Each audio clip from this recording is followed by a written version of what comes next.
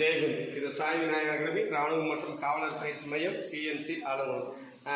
எஸ்எஸ்சியில் வந்து ஒரு முக்கியமான அப்டேட் என்ன அப்படின்னா, நம்ம இந்த வருஷம் ஸ்லாட் புக்கிங் கிடையாது.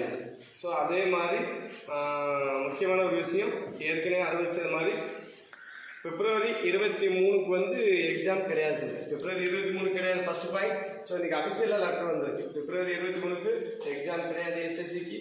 ப்ளஸ் வந்து இந்த வருஷம் ஸ்லாட் புக்கிங் கிடையாது.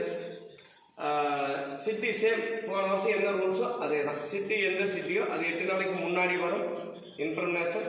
கால் டிக்கெட் எக்ஸாமுக்கு 3 days முன்னாடி கால் டிக்கெட் வரும்.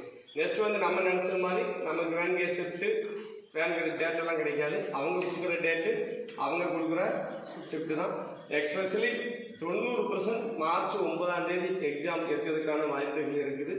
அல்லது அதுக்கு அடுத்து என்ன next week March 1st, 2nd, 3rd week, இந்த 3 வீக்குக்குள்ளே கண்டிப்பாக எக்ஸாம் இருக்கும். ஸோ நம்ம சாய் விநாயகர் அகாடமியை பொறுத்த வரைக்கும் ஏற்கனவே நம்ம நைட் ஸ்டடி, டே ஸ்டடி, பகல் ஸ்டடி எல்லா ஸ்டடியும் நம்ம படிச்சுட்டு இருக்கோம். ஸோ நமக்கு இது எக்ஸ்ட்ரா ஒரு ஆப்பர்ச்சுனிட்டி.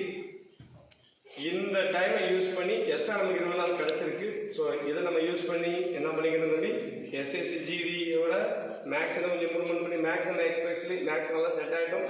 இங்கிலீஷ் ஓரளவுக்கு கொஞ்சம் ஃபஸ்ட்டோட கொஞ்சம் பெட்டர்.